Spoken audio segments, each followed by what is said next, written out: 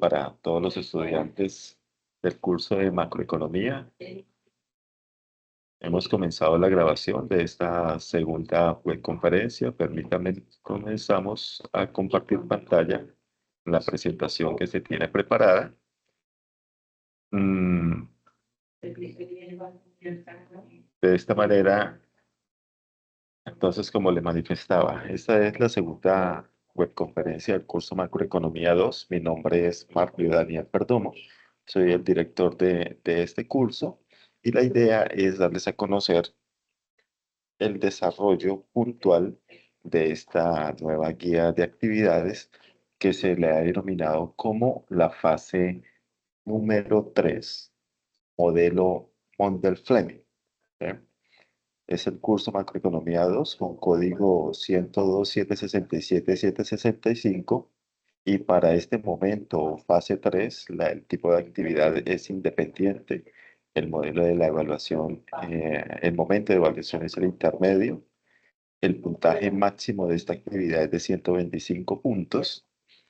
La actividad inició el lunes 17 de marzo y culmina el próximo domingo 13 de abril. Es decir, que todavía tenemos unos buenos días, 15 días exactamente, para realizar aportes, para hacer de pronto, si de pronto tienen alguna inquietud, mejor dicho, conversar y debatir en el foro. ¿Qué es lo que se pretende conseguir con esta actividad o cuáles serían los resultados de aprendizaje? Básicamente que el estudiante se apropie, interprete y describa las diferentes teorías que contribuyen al crecimiento de la economía en un contexto abierto. La actividad consiste, por lo tanto, en que el estudiante debe realizar la lectura del material dispuesto en la unidad 2 y con base en estas debe desarrollar las actividades propuestas. Indicaciones generales. Es necesario que el estudiante desarrolle en forma consecuente esta guía, es decir, primero el primer punto, después el segundo punto, hasta llegar al final. Es importante que el estudiante registre en el foro el desarrollo de cada actividad para así poder realizar la respectiva realimentación. ¿Cómo comienzan estas actividades? Primero, dando respuesta a algunos interrogantes. ¿Cuáles son esos interrogantes? Primero, ¿qué es la economía abierta? ¿En qué consiste el modelo Mondel-Fleming? ¿Qué es movilidad perfecta de capitales? ¿Qué es tipo de cambio fijo? ¿Qué es tipo de cambio flexible? ¿Qué es una política macroeconómica? ¿En qué consiste la política monetaria? ¿En qué consiste la política fiscal? Luego, y basados en esa conceptualización anterior y que ustedes ya han adquirido, ¿cierto? Se realiza la explicación del modelo Mondel-Fleming, teniendo en cuenta dos escenarios. Se debe realizar un cuadro comparativo de la política monetaria en enfoque restrictivo y expansionista según el tipo de cambio fijo y flexible. Para ello, puede utilizar esta herramienta. Si lo desean hacer en otro tipo de cuadro, si ustedes desean construir un cuadro propio, no hay ningún inconveniente. Pero los profesores que diseñaron esta guía de actividades, como pueden ver en la fuente, dice que la construyeron quien diseñó el curso. Entonces dijeron, bueno, si le parece bien al estudiante tomar este cuadro como referencia, lo pueden hacer allí. Si no, también lo pueden hacer en otro tipo de cuadro. Entonces, esta tabla número 1 es a partir de la política monetaria según el tipo de cambio fijo, ¿sí? Y es un cuadro comparativo con enfoque de política monetaria de tipo de cambio fijo. ¿Listo? Luego en el cuadro, perdón, en la tabla número 2 se hace es la política monetaria según el tipo de cambio flexible. Entonces, se plasma allí un cuadro comparativo con enfoque de política monetaria, pero desde el tipo de cambio flexible. ¿Sí? Y luego, en el punto número 4, A partir de esa conceptualización adquirida en el segundo punto, entonces se debe hacer la explicación nuevamente del modelo Mundell-Fleming, pero teniendo en cuenta otros dos escenarios. Ahora vamos a hacer una tabla, ya no desde la política monetaria, sino a partir de la política fiscal, según un tipo de cambio fijo. Y luego diligenciamos otra tabla con política fiscal, pero desde el enfoque de tipo de cambio flexible. En total nos deben salir 4 tablas, 2 para política monetaria y 2 para política fiscal. Como quinto punto, tenemos que el estudiante elabora un video explicando de forma profunda el análisis que realizó al modelo Mundell-Fleming en el punto 3 y 4. Y para elaborar este video se debe tener en cuenta las siguientes indicaciones. Primero, que dentro del video, dentro de esa presentación, haya una portada con su nombre, con su programa, el cual se encuentra matriculado, y lógicamente el número de grupo y el nombre del curso. Segundo, debe proyectar en ese video el diligenciamiento de los cuadros comparativos. Dice que la cámara siempre debe estar encendida y que debe responder desde su papel de economista la siguiente pregunta en ese mismo video. La pregunta es, ¿por qué es importante para un economista conocer y entender el modelo Mundell-Fleming? Y debe finalizar esa presentación con unas referencias bibliográficas, como siempre, bajo el formato APA séptima edición. Y una última actividad que es en segundo idioma, donde aparece entonces la política fiscal, económica, de estabilización, ¿cierto? Entonces, tenemos que tomar este documento que está en segundo idioma, que está en inglés, debemos traducirlo para comprender la información y luego, sí, como punto 7, elaborar un documento en Word con portada donde relaciona el desarrollo de cada actividad, ¿sí? Entonces, em, dice así entonces, para el desarrollo de la actividad, tenga en cuenta que en el entorno de información inicial debe consultar la agenda, debe consultar el foro de noticias.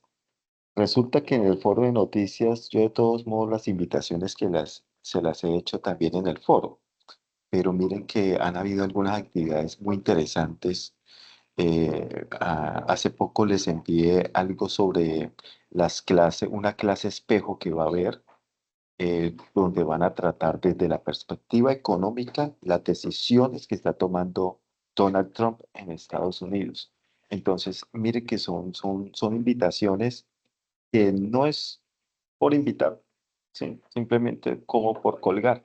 Realmente las invitaciones que colgamos en los foros y en el foro de noticias son muy interesantes para todos los estudiantes, para que nos vayamos formando y sobre todo para que nos vayamos creando un criterio, porque nosotros como economistas debemos tener también una postura frente a las decisiones que toman los mandatarios, ¿sí? Y los mandatarios no solo nacionales, sino los mandatarios de otros países. Nosotros, los economistas, debemos conocer a profundidad hasta dónde puede llegar precisamente un mandatario para tomar decisiones delicadas en economía, porque cuando se toman decisiones económicas, lógicamente esas decisiones pueden afectar o beneficiar, es decir, pueden impactar a la sociedad entera. Sí, es muy importante, por lo tanto, que andemos siempre muy, pero muy bien informados Y al hablar de muy bien informados, pues no es solamente las noticias, no es solamente los noticieros, no es solamente la radio y la televisión, sino también me refiero a medios escritos, ¿sí? Y especialmente desde documentos científicos. Hoy en día todo es a través de documentos científicos, de documentos que están colgados en revistas especializadas.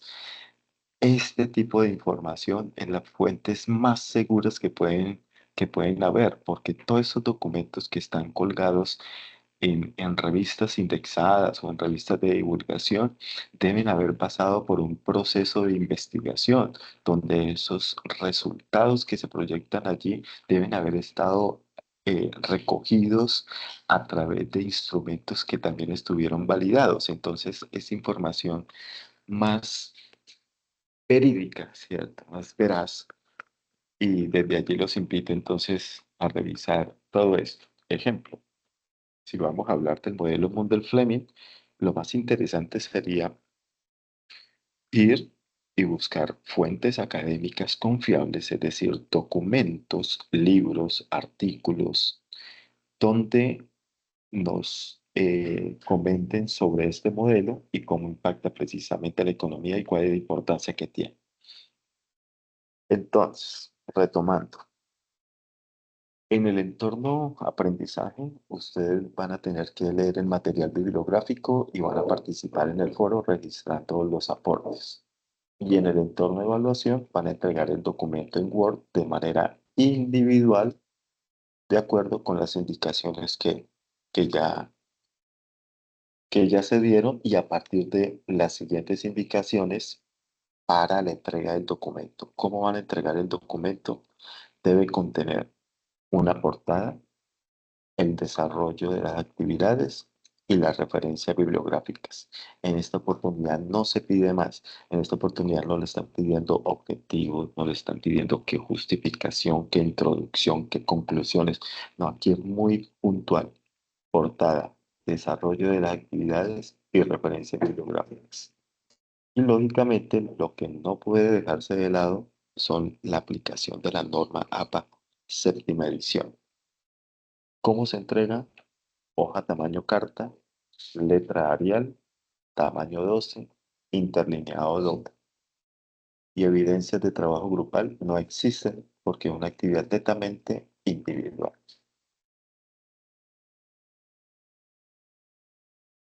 Por lo tanto, iniciemos con la explicación de cada una de las preguntas o de las temáticas que aparecen allí en, en la guía. Profe, tengo una duda ahí con los cuadros. El video, en el video toca eh, hablar de o exponer los cuatro cuadros comparativos. Sí, así es correcto. Entonces, miren, ¿qué va en el video? Sí, en el video entonces se explica de forma profunda el análisis que se realizó sobre el modelo Mundell-Fleming en el punto 3 y 4. Por lo tanto, ese video debe tener una portada y debe Sí, proyectar el diligenciamiento de los cuadros comparativos, es decir, ahí deben aparecer los cuatro cuadros y sí. siempre con su cámara encendida. Y además de eso, después de que termine de hablar de los cuadros y mostrarlos, debe terminar con dando respuesta a esta pregunta que dice, ¿por qué es importante para un economista conocer y entender el modelo Mundell-Fleming? Y eso es, y las referencias y listo. Ah, ya. Listo, listo. Bueno, entonces vamos a explicar un poco sobre la temática. Esta presentación la he denominado como macroeconomía, economía abierta, tipos de cambio y políticas. Aquí la idea es explorar los conceptos fundamentales de la economía abierta, los tipos de cambio y las políticas macroeconómicas, aplicándolos al contexto colombiano y analizaremos cómo interactúa Colombia que la idea siempre es aterrizar las cosas al contexto colombiano con la economía global a través de lo que son las importaciones, exportaciones e inversiones. Y la idea también es desglosar estos conceptos con ejemplos colombianos para que se facilite la comprensión. Mm, Siendo así, voy a ampliar esta pantalla aún más para que ustedes la puedan ver mucho mejor. Eso, ahí ya queda mejor. Empecemos por reconocer a qué es lo que se le denomina como una economía abierta. Em, una economía abierta básicamente es aquella que interactúa con otras economías del mundo, ¿sí? Por eso se denomina que es abierta. ¿Abierta para quién? Abierta de manera global para poder comercializar con otros, ¿sí? Em, Significa que por ser abierta, pues lógicamente no está ensimismada, sino que la idea es que a partir de ella se puedan comprar productos del exterior. Y si se compran productos del exterior, estamos hablando de importaciones. O también de poder vender lo que se produce para otros países, que es lo que se le denomina como unas exportaciones. Y además de eso, de recibir inversiones extranjeras y también inversiones que se encuentran fuera del país. Esa sería como la base de la economía abierta. A manera de ejemplificar la economía abierta, hablemos de Colombia, porque Colombia es definitivamente una economía abierta. ¿Por qué? Porque exporta productos como cuáles, como el café, como las flores, exportamos también banano, exportamos productos brutos de la tierra como el carbón, como el petróleo. ¿Y qué importamos? Importamos maquinaria, importamos tecnología, alimentos y además de eso recibimos inversiones de empresas extranjeras. Ejemplo, Coca-Cola, ejemplo, Nestlé, otras empresas, por ejemplo, de tecnología como Siemens, ¿sí? Y también permite que colombianos, la economía también permite que los colombianos enviemos remesas que no es más que dinero desde el exterior, como lo hacen muchos colombianos que se encuentran en Estados Unidos o colombianos que se encuentran en España. Y pues no sé si de pronto algunos de ustedes tengan familiares en el extranjero que de vez en cuando pues también les envíen dinero, ¿sí? A eso es lo que se le denominan como las famosas remesas. Ahora, ¿qué países se les podría denominar que no tienen economías abiertas? Hay varios casos, como es el caso de Corea del Norte, ¿sí? Es el caso de Irán, el caso de Cuba, el caso de aquí nomás de nuestro hermano, nuestra hermana Venezuela y otros países que muchas veces no se les denomina como países capitalistas, es decir, que su modo de producción difiere de la mayor parte de los países. ¿M? Ese modo de producción o ese sistema económico, entendiendo sistemas económicos como el capitalismo, el feudalismo, que ya está por fuera, ¿cierto? Ya eso no existe. Tenemos también el socialismo, el comunismo, que muchas personas tienden a creer que esos dos últimos son exactamente lo mismo, pero básicamente el socialismo y el comunismo son, pretenden lo mismo, ¿cierto? Pero para lograr a un comunismo, lograr llegar a un comunismo, pues se debe pasar por todo un proceso que se denominaría como en este caso como socialismo. Ese prácticamente sería como un paso para lograr el comunismo. Pero bueno, no nos desviemos de la idea. Em, ¿Por qué Corea del Norte no sería una economía abierta? Y no sé si Santiago nos pueda, Andrés, Andrés, eh, no sé si de pronto tenga conocimiento, no sé si haya leído un poco sobre algunos de estos países que se encuentran allí en la lámina, como Corea del Norte. ¿Conoce algo sobre ellos, algunas características o qué ha escuchado, qué ha leído? Si de pronto puede compartirnos un poquito. Pues, profe, yo he escuchado más que todo es de Cuba y Venezuela, los que están cerquita a nosotros. De Corea del Norte, pues no he escuchado así que digamos mucho de él si no, no tiene una economía abierta. Pero Cuba, según es por la revolución que se causó hace muchos años por Fidel Castro, de ahí le quitaron, de ahí digámoslo así, a lo que uno sabe, digámoslo así, lo que uno ve así por YouTube y todo eso, y, pasó ya a ser es comunista, no, no le entra, digámoslo así, importaciones, dicen que es un bloqueo que tienen, no sé si eso será verdad.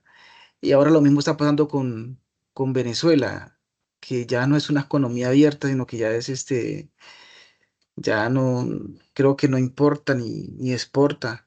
Y Venezuela es uno de los países que produce más petróleo, tiene mucho petróleo, es uno de los primeros, lo que sí yo sé, lo que sí he buscado es eso que tiene mucho petróleo. Sí, De resto, ahí señor. sí ya no sé más de los otros. Listo, perfecto. Pero tengo una Ex- pregunta, profe. Ajá. Ese China es capitalista o es comunista? Sí, sí, sí, mire, con China sucede algo supremamente interesante y es que China es un país, si se denomina sistema económico, estaríamos hablando de que China tiene un sistema económico totalmente socialista, ¿cierto? Sí. Tendiendo al comunismo, ¿cierto? Pero desde la perspectiva económica, es el país más capitalista que existe, ¿sí? Porque Sí, claro. la segunda economía más potencia prácticamente estaría China. Los chinos podrían, si se quiere, pasar a las economías principales como Estados Unidos, ¿cierto? Y algunas europeas podrían pasarlas perfectamente, pero entonces ellos lo que hacen es tomar lo que hacen otros y perfeccionarlos, ¿sí? Mm, Esa es como la idea de los chinos. Pero definitivamente China, a pesar de su sistema económico, no podríamos catalogarlo como una economía cerrada, ¿cierto? Sino como claro. una economía abierta, pero tener muy presente también que ningún país tiene una economía totalmente abierta, porque podría causar algunos problemas. Uno puede tener economías abiertas como Colombia, pero aún así, debe salvaguardar o proteger la industria nacional. Entonces, ninguna economía va a ser del todo abierta, es decir, que todos los que quieran comercializar conmigo, que a todos los que yo les quiera vender. Por eso los países también crean sus propios tratados de libre comercio. ¿Cierto? Porque hay países con los que se siente más a gusto comercializar, hay países con los que las vías marítimas, terrestres, etcétera, pues existen esos canales como más fáciles para minimizar costos, entre otras cosas. Entonces, ninguna economía se puede como catalogar como totalmente abierta. Pero miremos el caso de Corea del Norte. En Corea del Norte, esos países que se denominan Corea del Norte y Corea del Sur, pues como se manifestaba pues a través de las guerras, porque las guerras es lo que hace que los países se dividan. La guerra de las Coreas precisamente que se le denominó. A partir de ahí hubo una división entre esos dos países y cada uno estuvo al mando de un personaje. Mm, y los que, los que, s- los que manifestaban tener una economía más abierta, entonces fueron los países, la Corea del Sur. Por eso es que Estados Unidos tiene una influencia supremamente grande en la economía de la Corea del Sur, pero no tiene ninguna injerencia en la Corea del Norte. La Corea del Norte es prácticamente una dictadura, ¿sí? Esa es una real dictadura. Mm, ¿Cómo, cómo podemos catalogar a Corea del Norte? Primero, que el gobierno controla absolutamente todos los sectores de la economía. Prácticamente no hay comercio exterior, salvo algunos aliados que se tienen, ejemplo China o Rusia. ¿Por qué China y Rusia? Porque precisamente los chinos y los rusos tienden a tener casi el mismo sistema político, sistema económico de una Corea del Norte. Lo que pasa es que ya Corea del Norte ya es totalmente una dictadura. Pero pues si miramos el caso de Rusia, pues ¿cuántos años lleva Vladimir Putin en el poder también? Prácticamente es otra dictadura. Entonces, entre países se concuerda, ¿cierto? Em, y otra característica de Corea del Norte es que no permite la inversión extranjera, eh, eh, que llegue inversión extranjera, ¿cierto? Ni tampoco que haya salida de capitales, que su dinero salga de su país. Es más, la gente no puede salir de Corea del Norte. Si sale de Corea del Norte, sin el respectivo permiso de su dictador, de su presidente, ¿cierto? Pues la gente puede correr el riesgo, uno, de ser asesinada, que sería el caso más extremo, o dos, pues de ir a la cárcel. Y las cárceles en países como estos, pues es una cosa bastante compleja. Lo mismo sucede con economías como la iraní, la de Irán, que aunque tienen un comercio internacional, enfrentan algunas sanciones económicas que definitivamente le limitan mucho integrarse con otros países. Ellos tienen muchas barreras al ingreso de capital extranjero y ese control del cambio de la moneda tiene una intervención bastante grande de parte de su gobierno. Cuba, por otra parte, es mm, una nación que, a pesar de que durante los últimos años pues ha tenido como más apertura hacia el mundo, pues todavía sigue siendo un ejemplo de una economía totalmente controlada. Y como usted lo manifestaba hace un momento, Andrés lo manifestaba hace un momento, pues esto se debe a que desde hace mucho tiempo con Fidel Castro, a través de las revoluciones, pues se crea un sistema económico y se crea una dictadura, ¿sí? Una dictadura que a los ojos de Estados Unidos, pues lógicamente no está nada bien. Las dictaduras no le gustan a los países capitalistas como Estados Unidos. Y Estados Unidos es la potencia mundial.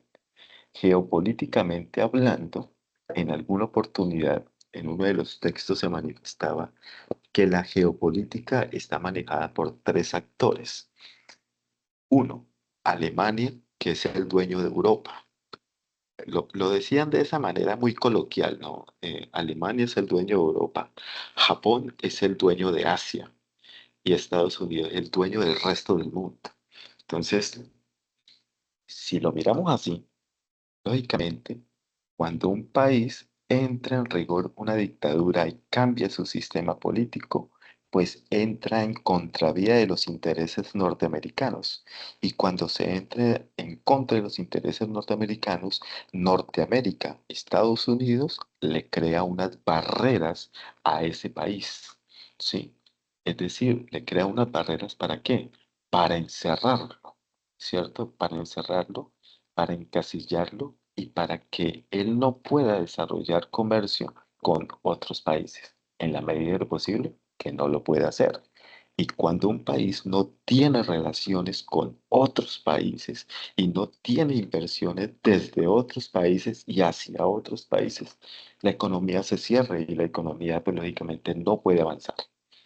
Y es el caso cubano, es el caso también venezolano. Esto hablándolo desde perspectiva económica, porque de una perspectiva política, pues ya entraríamos a encontrar otras cosas, hablar de Chávez, hablar de Maduro, hablar de Fidel Castro, luego su hermano Raúl Castro. Entonces ya entraríamos como en discordancia, ¿cierto? Dependiendo del color político de la gente. Pero económicamente hablando, esa es la realidad. En el caso de Cuba, entonces el gobierno controla los sectores y el comercio está muy regulado. Y las empresas extranjeras pues necesitan asociarse con el Estado para poder seguir operando. Y en el caso de Venezuela, que es el caso más sonado por el hecho de ser colombiano, ¿cierto? Entonces, nosotros como colombianos somos los que más sabemos cuál es la situación de los venezolanos. Pues aunque esa economía no esté totalmente cerrada, sí sufre una fuerte restricción en la movilidad de capitales. En Venezuela, la gente, si quiere enviar remesas, puede enviar solamente hasta unos cuantos, hasta cierta cantidad.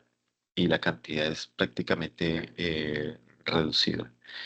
Y en cuanto mm, a cuestiones de las empresas, pues las empresas extranjeras que radicaban en Venezuela, pues se han ido, ¿cierto?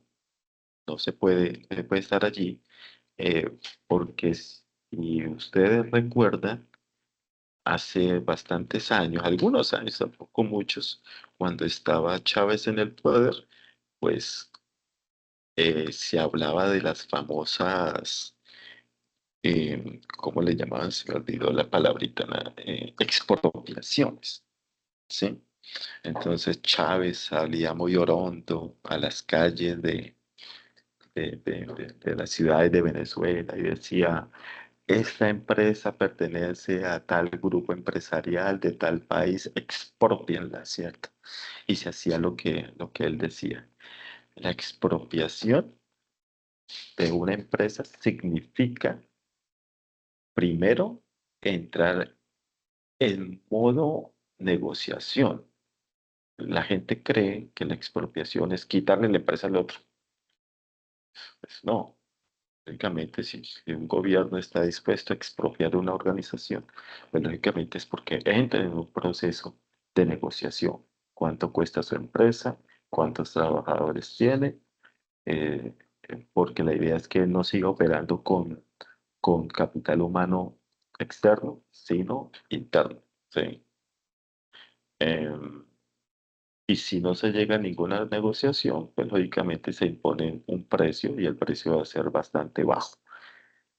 Y la empresa tendrá que irse, retirarse de ese mercado y pues eso es lo que ha venido sucediendo. Mm, por ende, se genera una problemática social donde los venezolanos no son bien recibidos en otros países como Estados Unidos, como en España, y pues no son los únicos. Nosotros también hemos sufrido como ese racismo, esa discriminación, más que racismo, es esa discriminación también por el hecho de ser colombianos, por el solo hecho de ser colombianos. Y eso se notó muchísimo, aún más, hoy no tanto, pero muchísimo más en la época de los 90 hasta los años 2000, porque el narcotráfico le ha hecho mucho, pero mucho daño a este país. Y el hecho de ser un país narcotraficante, que como lo ven como un narcotraficante para otros, pues los colombianos en ese entonces éramos para nada bienvenidos en otros países. Bueno, aquí eh, dejo como un...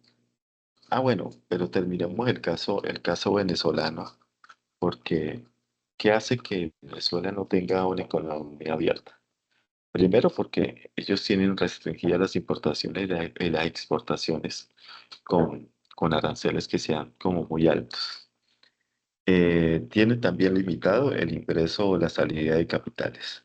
Y el Estado controla directamente la economía. ¿Sí? Mm, y pues de todos modos no existen unas barreras grandísimas para lo que se le denomina como la inversión extranjera. Mm, Aquí simplemente con este cuadro les quiero dejar como un comparativo entre economía abierta, caso colombiano, economía cerrada, que es la más cerrada, que podría ser el caso de Corea del Norte. Y en cuanto a comercio exterior, importaciones y exportaciones, pues Colombia, el nivel es alto, en Corea del Norte es muy bajo.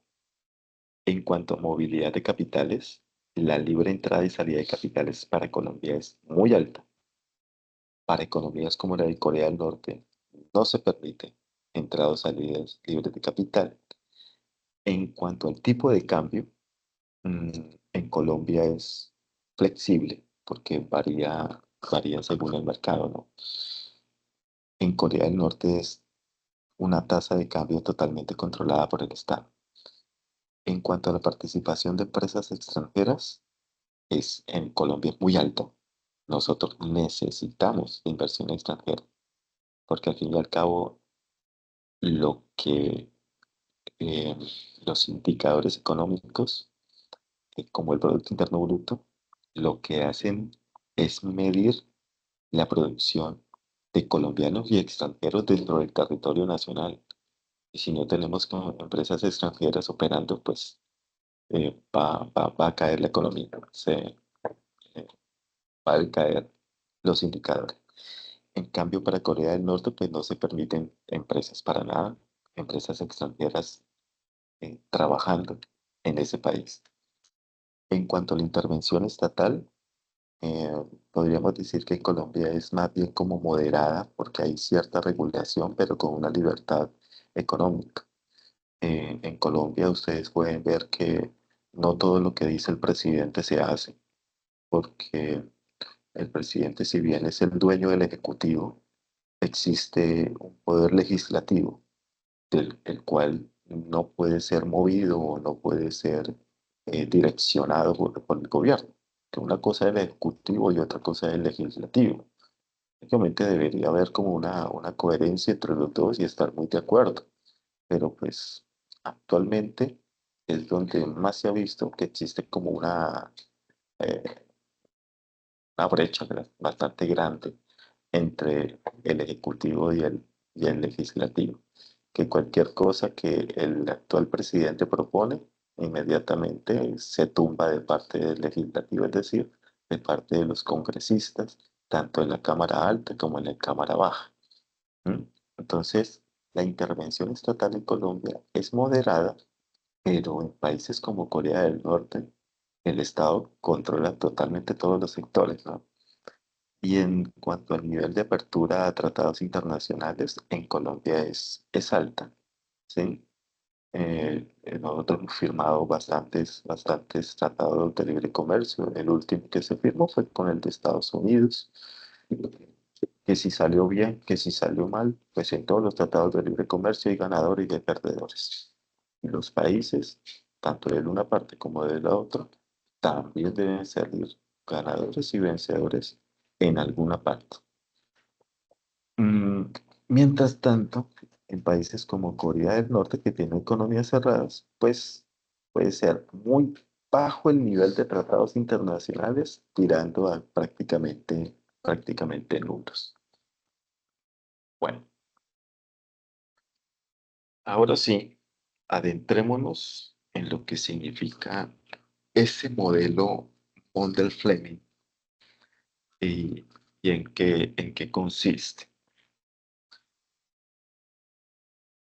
Si lo queremos analizar, porque como esto viene paso a paso, ¿cierto? Usted mira, por ejemplo, economía, fundamentos de economía, luego mira microeconomía, microeconomía intermedia, macroeconomía 2 y así sucesivamente. Entonces miren también que el modelo Mondel-Fleming, este es el momento preciso de abordarlo porque ustedes ya han visto o analizado el modelo ISLM, ¿cierto? El modelo del dinero y de los bienes.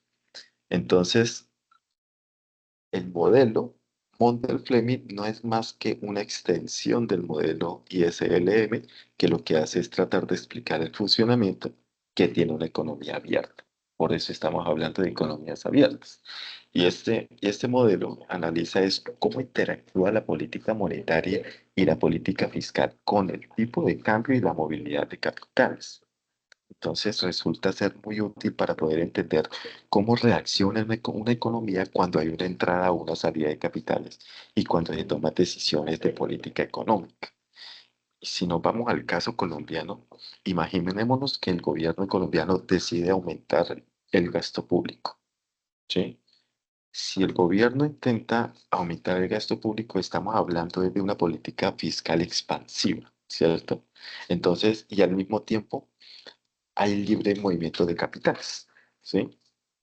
Entonces, según el modelo de Mondel-Fleming, eh, si el tipo de cambio es flexible, esta política puede atraer capitales externos o extranjeros que, y a su vez eh, podría estar afectando la tasa de cambio del peso frente al dólar, ¿no? Entonces, el modelo básicamente ayuda es a predecir estos efectos. Que cuando se creó el modelo, bueno, el modelo se crea por allá en los años 60 por dos señores, por dos personajes, el uno denominado Robert Mundell y el otro llamado Marcus Fleming, ¿sí? Y, y lo que hace es esto, análisis de economías abiertas y solamente economías y abiertas. Ya sabemos que tenemos el modelo ISLM, que la IS es para el equilibrio en el mercado de bienes y la LM la tenemos para el mercado monetario. Pero aún a eso se le añade lo que es la balanza de pagos.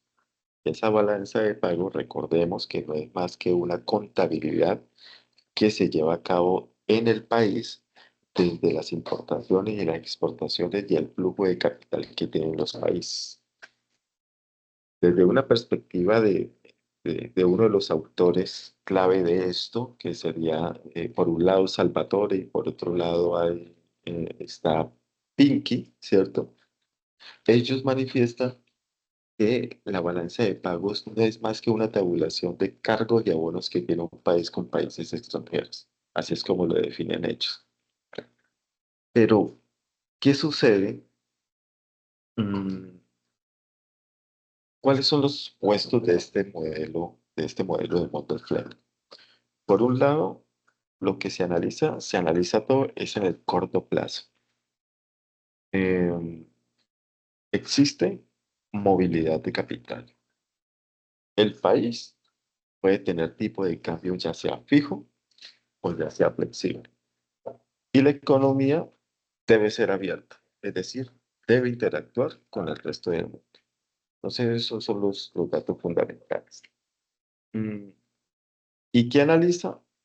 Pues simplemente la reacción que tiene la economía ante políticas fiscales y monetarias, dependiendo de si el tipo de cambio es flexible o fijo, ¿no?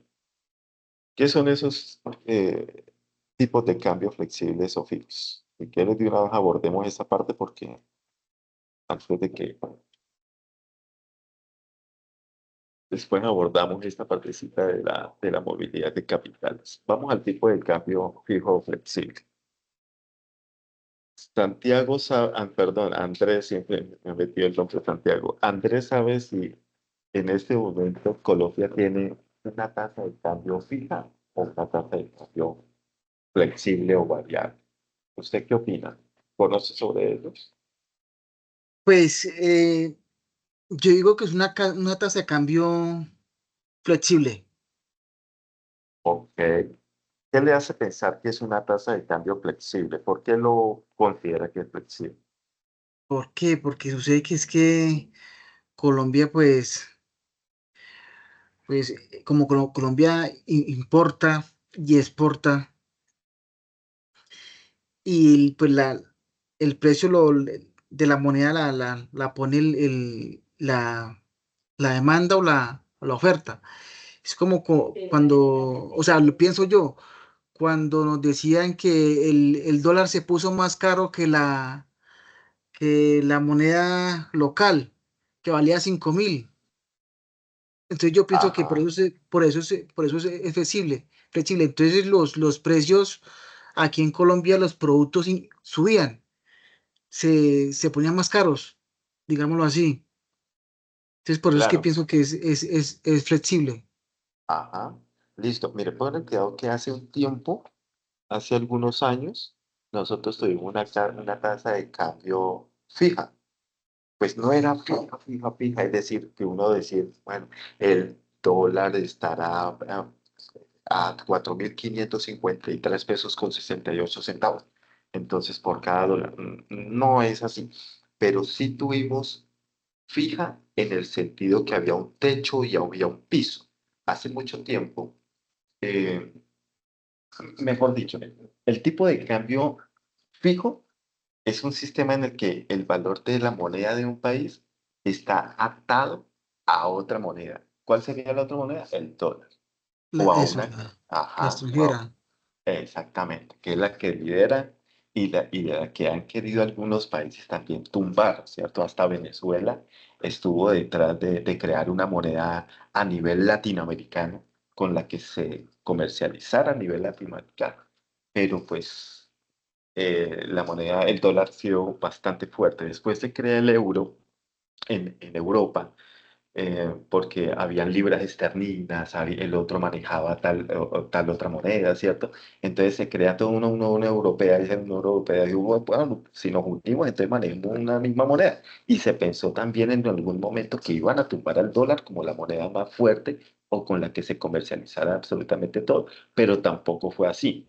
Entonces, siempre toda comercialización se hace es a través de la moneda que es el dólar. Y a cualquier moneda internacional, es decir, que esté por fuera de Colombia, se le denomina como divisa, ¿cierto? Entonces, Sí, eso como para dejarlo ahí claro. Entonces, el Banco Central debe intervenir constantemente para mantener ese tipo de tasa. Hablando de Colombia, Colombia, como le decía, tuvo un sistema de tipo de cambio fijo por muchos años, hasta principios de los años 90. ¿Usted cuántos años tiene, Andrés? 42, profe. Bueno, entonces tenemos prácticamente la misma edad. Yo tengo 43 años. Yo creo que Ujú. usted se alcanza a acordar por allá de los años 90, de toda esa época del narcotráfico, ¿cierto? Eso lo Claro, vivimos, uno lo vivió de adolescente, todo eso, ¿no? sí, señor. Mm. Entonces, en esos años, en los años 90, el Banco de la República intervenía para mantener el valor del peso colombiano en un rango determinado. A eso se denominó como el techo y el piso. Entonces, se debía mantener, ejemplo, entre los 3.000 y máximo los 3.500 y se podía variar solamente entre ese techo y ese piso. A eso se le denominó como una tasa de cambio fijo, Sí, pero el tipo de cambio flexible, entonces es esa moneda, es el valor de la moneda que varía ya según la oferta y la demanda en el mercado cambiario. Entonces, el Banco de la República o el Banco Central no interviene ya de manera permanente, sino que en casos extremos, como para evitar que hayan algunos desequilibrios. Y para aterrizarlo aquí en Colombia, hoy en día, el peso colombiano funciona bajo un régimen de tipo de cambio flexible. Por eso vemos que el valor del dólar cambia constantemente, ¿cierto? Puede estar a 3.800 un mes y puede subir, por ejemplo, a 4.200 al siguiente mes, dependiendo de qué. Depende de muchos factores, entre ellos el precio del petróleo, que las decisiones de la Reserva Federal de Estados Unidos, el clima político del país, las declaraciones que dio Donald Trump apenas entró, eso agravó la crisis porque veníamos de un dólar que iba bajando bastante, ¿cierto? Porque el gobierno, a pesar de todo lo que han dicho de este gobierno, pues los economistas internacionales del Fondo Monetario Internacional han concordado que ha sido una de las economías más fuertes y que ha mantenido el equilibrio total. Cuando se reunieron los economistas del Fondo Monetario Internacional hace como unos 6, 8 meses, creo que fue eso salió en algunas noticias por ahí, solamente se vio en algunas. Y hicieron la evaluación de los países de la OCDE. Ustedes saben que la OCDE es la Organización para la Cooperación y el Desarrollo Económico y se empezaron a analizar cómo manejaban la economía en los países de la OCDE, entre esos Colombia. Y entonces creo que fue W Radio, me parece, la que dio a conocer esa noticia y ahí fue donde la escuché, que se habían reunido los economistas a evaluar esta economía de la OCDE y le preguntaba el periodista al otro, bueno, ¿y cuál fue la evaluación que sacó Colombia? Y le decía, sacó 5. Sí, bueno, ¿y 5 de cuánto? No, 5 de 5, dijo el periodista. Entonces, es increíble pero llega después llega Trump y empieza, no, que vamos a subir los aranceles. Entonces empieza una preocupación mundial y esa preocupación no es más que se traduce en incertidumbre económica. Y cuando hay incertidumbre, las bolsas de valores pues algunas acciones se caen, otras se levantan, ¿cierto? Y puede suceder lo que sea. Y el valor del dólar puede ser que aumente, como puede ser que disminuya, ¿sí? Eso es como para dejar claridad en cuanto a esa temática. Mm, no sé si de pronto tenga alguna pregunta o de pronto un aporte que usted se acuerde de algo. Usted ha visto en las noticias, antes en las noticias, lo primero que uno escuchaba cuando uno se sentaba a ver las noticias de las 7 de la noche era que decía los indicadores económicos con el patrocinio de Bancafé. Yo me acuerdo perfectamente porque el Sí, señor lo decía con una voz bien interesante y decía, eh, ¿qué? Como decía, el dólar se cotiza a 4.800 pesos con 23 centavos, el dólar data IFX, yo no sé qué, el bulto de esto, el barril de petróleo, así sé cuándo, y entonces daban todos los indicadores económicos y la gente no entendía nada, ¿sí? La gente no entendía nada, pero era lo primero que demostraba prácticamente en las noticias pero nosotros los economistas, precisamente, y usted como futuro economista, ya próximo a ser economista, usted tiene que estar muy bien informado precisamente sobre todas estas cosas que suceden, no solo en Colombia, sino lo que sucede por fuera del país, especialmente con los países con los que nosotros comercializamos. ¿Qué pasa en Estados Unidos? ¿Cómo está el entorno político en Estados Unidos? ¿Qué pasa con países como Venezuela? ¿Qué sucede con países tan cercanos como Ecuador?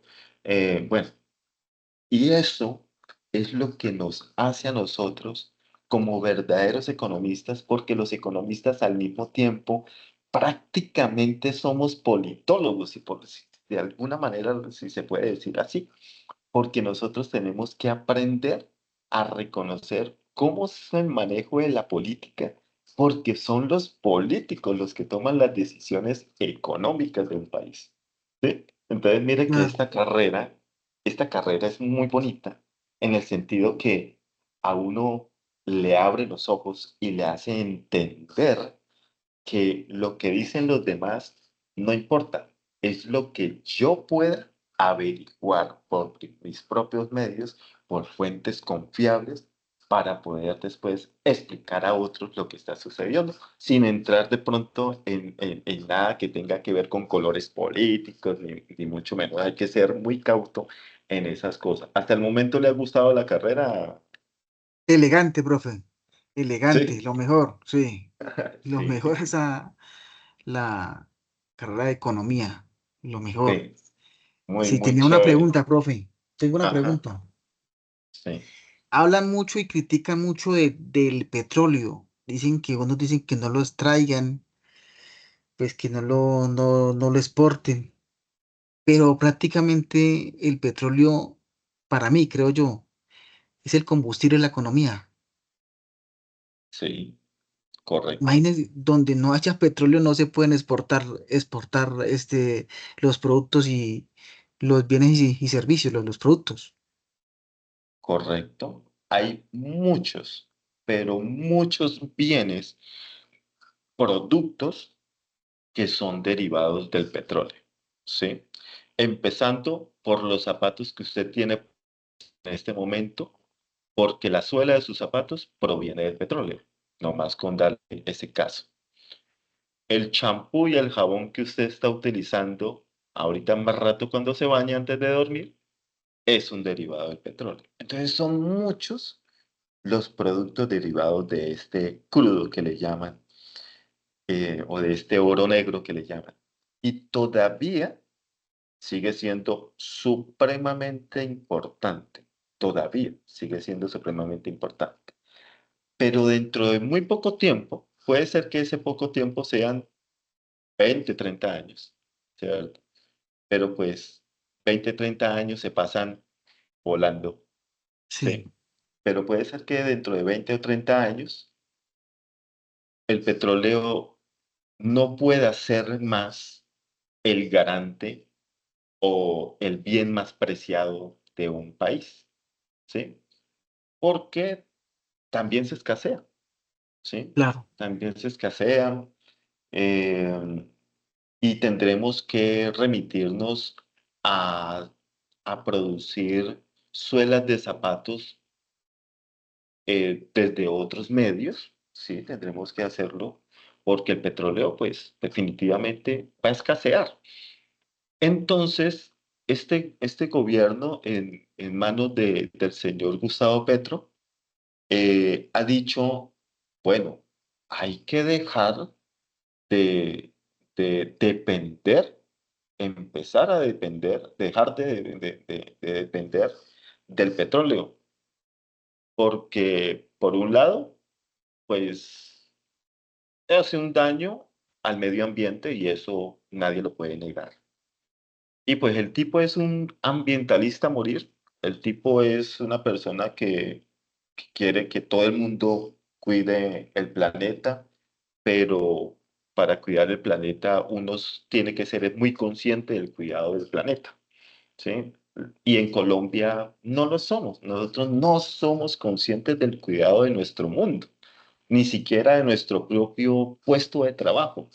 Usted está en su puesto de trabajo y su compañero no le da por nada dejar una botella plástica todo el día encima del escritorio, ¿sí? Entonces, cosas tan sencillas como esta, en lugar de ir a dejarla y ubicada en la caneca que le pertenece a los plásticos, la botamos en la caneca donde están los desperdicios alimenticios. Entonces, empezando desde cosas tan sencillas como esta, el país no está preparado aún para dejar de depender del petróleo como medio para la producción de otros bienes e irnos hacia otras energías que le llama, petro, ¿cierto? Porque el petróleo se toma muchas veces es desde, que es esencial para la creación de la energía, ¿cierto? Pero podemos depender también de otras energías, ¿sí? Em, pero lograr esto primero requiere de dos cosas. Uno, de que todo el mundo comprenda de la importancia de dejar de depender del petróleo en el sentido del cuidado del medio ambiente. Y eso va a ser muy difícil, ¿sí? Y por otro lado, eh, hasta que no empiece a escasear realmente el petróleo, no nos vamos a dar cuenta que hay que cambiar de medio, ¿sí? Entonces, como le decía hace un momento, mm, no, los economistas no podemos depender de decisiones políticas o de lo que digan los políticos, simplemente tenemos que ir más allá de lo que nos están diciendo los políticos para ver si eso es cierto o eso es falso. Y mirar artículos, por ejemplo, ahorita que termine esta sesión, mañana, usted puede ir y averiguar inmediatamente, bueno, ¿qué está sucediendo en Google? Y busca en Google artículos publicados sobre la escasez de petróleo para mirar, a ver desde la parte científica si es verdad que el petróleo se va a escasear. ¿En cuánto tiempo creen los científicos que el petróleo va a escasear? ¿Sí? ¿Y qué otros medios existen para, en lugar de petróleo, qué otra cosa podemos utilizar? ¿Sí? Entonces, ese es el llamado a los economistas del nuevo, de esta nueva, ¿cómo llamarle? Generación, como lo es Andrés.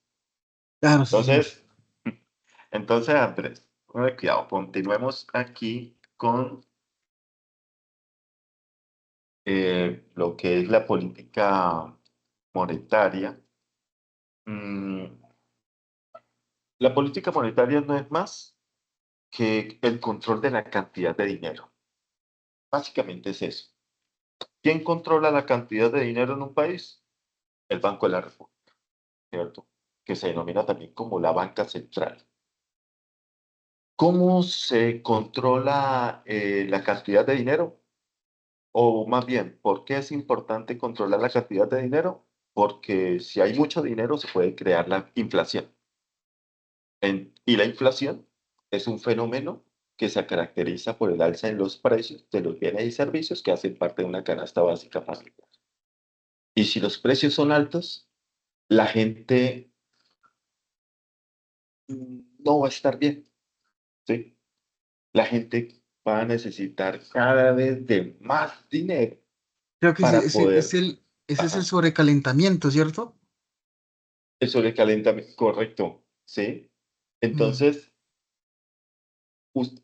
ya que ustedes somos como de la misma edad, en la época del narcotráfico, de los años 90, cuando estaba Pablo Escobar en su furor, mejor dicho, porque Pablo Escobar muere en el año 1993, pero en los años 90 exactamente, no sé si usted recuerda, en esa época usted dónde estaba, en qué ciudad.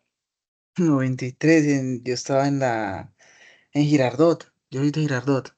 Ok, estaba en Girardot. Yo me encontraba en Villavicencio Mm. y yo podía notar, aunque uno era un adolescente y casi no le interesaban estas cosas, pero uno podía notar que para ese año, esos años, había dinero por doquier, había dinero en todas partes, porque el narcotráfico era tan abundante, ¿cierto? Tan abundante que las cosas, así mismo como había dinero, las cosas costaban muchísimo, ¿sí?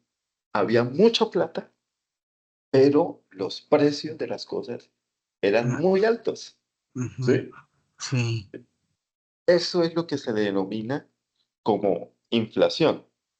Entonces, esa inflación estuvo dada lógicamente estamos hablando por dineros ilícitos, ¿no?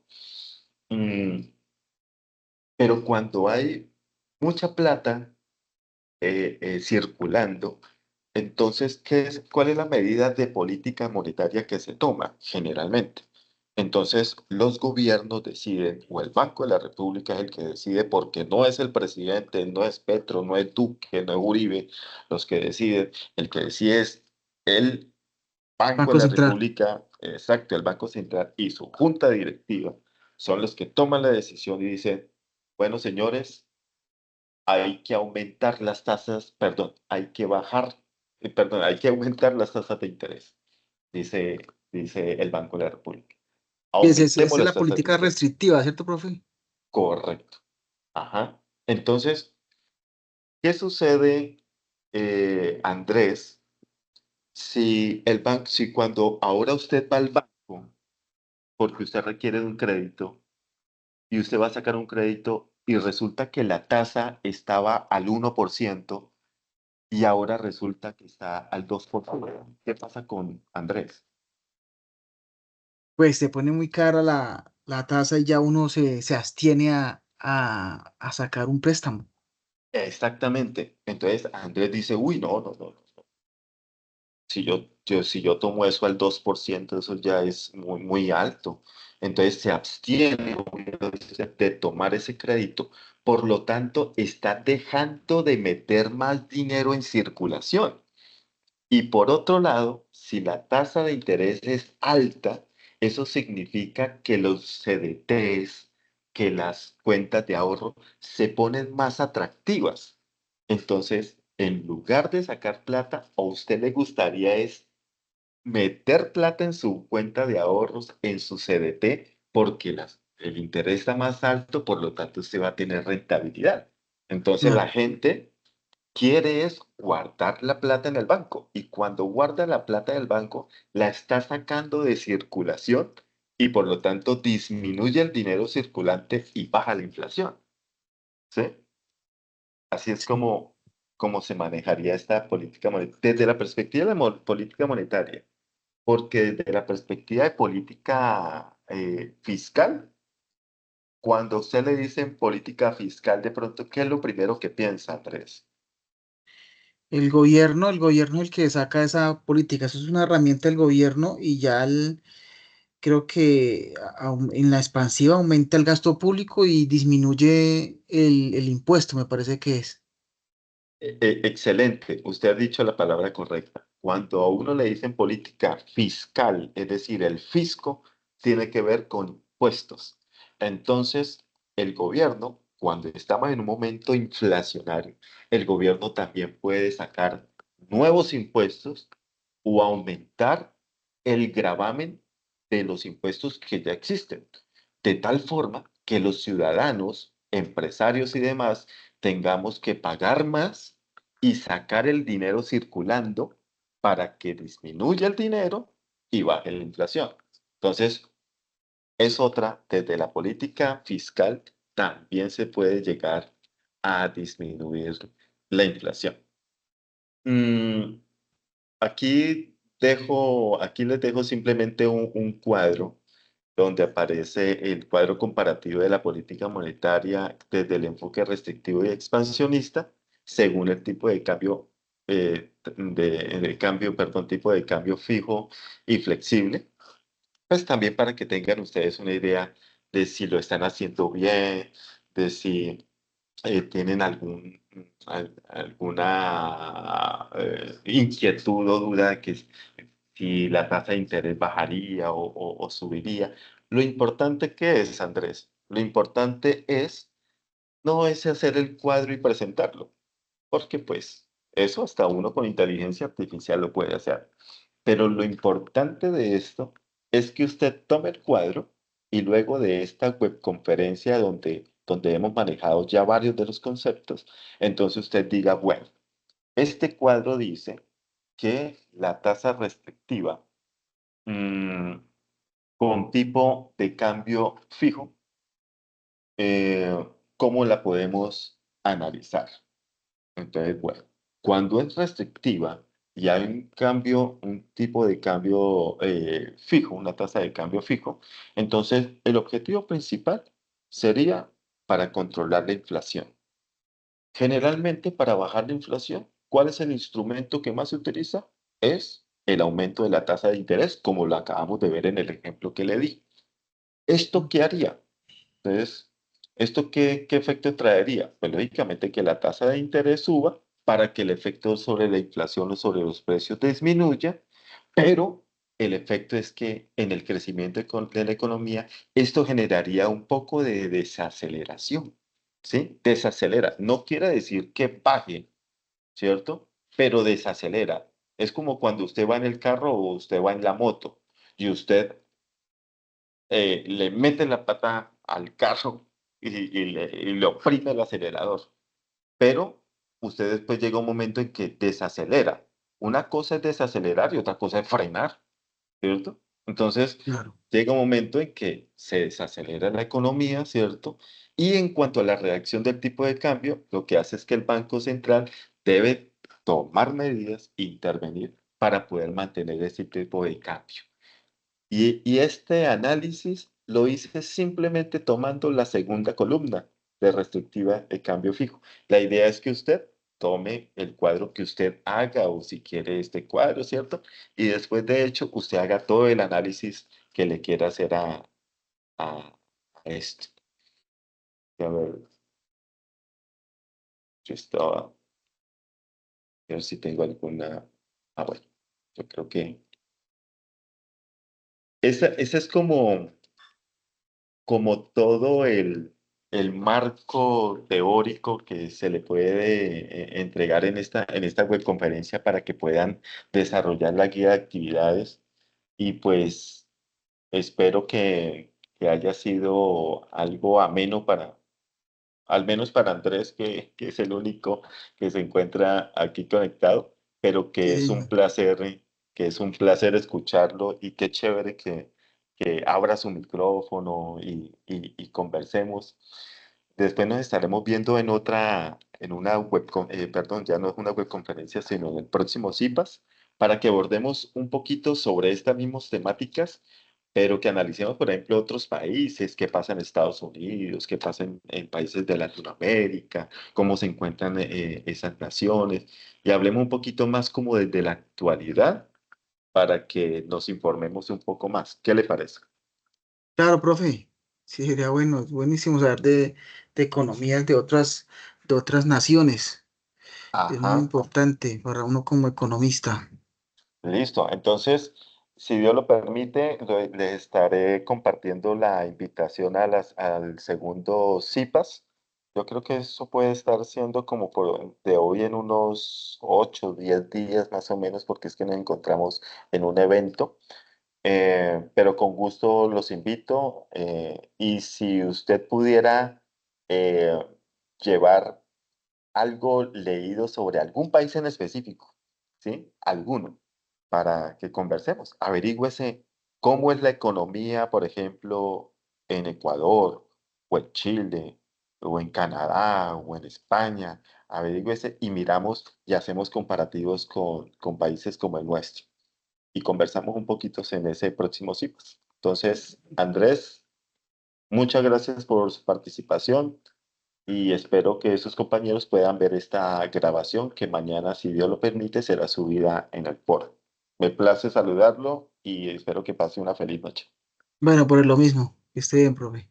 Ok, chao, Bueno, chao. chao.